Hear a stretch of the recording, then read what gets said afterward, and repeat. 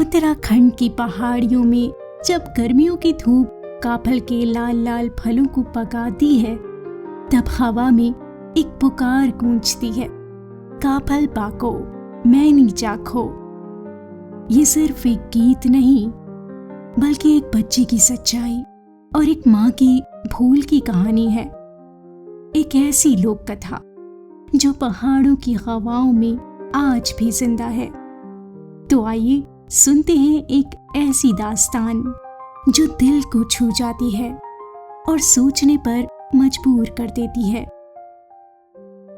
बहुत समय पहले उत्तराखंड के एक छोटे से पहाड़ी गांव में एक माँ और उसकी छोटी बेटी रहती थी। एक दिन माँ जंगल से लौटते हुए अपने साथ एक टोकरी में तासी लाल काफल फल लाई। वो बेटी से बोली, बिटिया, मैं थोड़ा काम से बाहर जा रही हूँ, तू इन काफलों की रखवाली करना। ध्यान रखना, इन्हें खाना नहीं है। शाम को लौटकर हम दोनों मिलकर खाएंगे।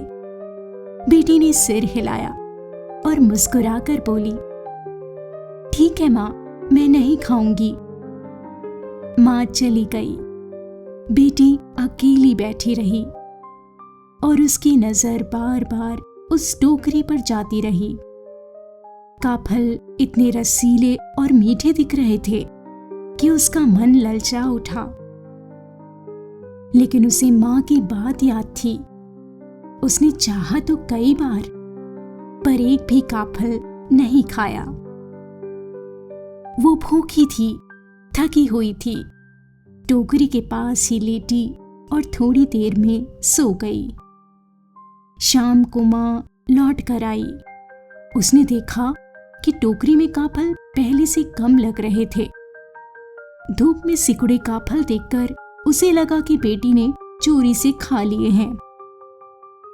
गुस्से में माँ चिल्लाई, मैंने मना किया था ना, तूने फिर भी खा लिए। बेटी घबरा गई, रोती हुई बोली, नहीं माँ, मैंने एक भी नहीं खाया, सच कह रही हूं। लेकिन माँ ने उसकी बात पर विश्वास नहीं किया। उसने गुस्से में बेटी को बहुत मारा, इतना मारा कि मासूम बच्ची की जान चली गई। कुछ देर बाद जब धूप ढली और टोकरी की ओर माँ ने दोबारा देखा, तो माँ के होश उड़ गए। अब टोकरी में काफल उतने ही थे जितने सुबह थे। असल में गर्म धूप में फल सिकुड़ गए थे, कम नहीं हुए थे। अब माँ को अपनी गलती का एहसास हुआ, लेकिन तब तक बहुत देर हो चुकी थी। पछतावे और दुख में डूबी माँ ने भी उसी रात अपना जीवन समाप्त कर लिया। कहते हैं माँ और बेटी दोनों की आत्माएं दो पक्षियों में बदल गईं।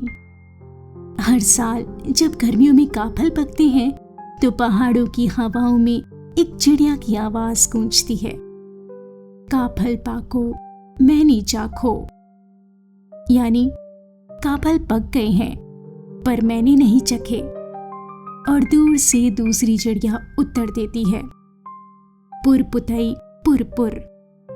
यानी पूरे हैं बेटी, पूरे हैं।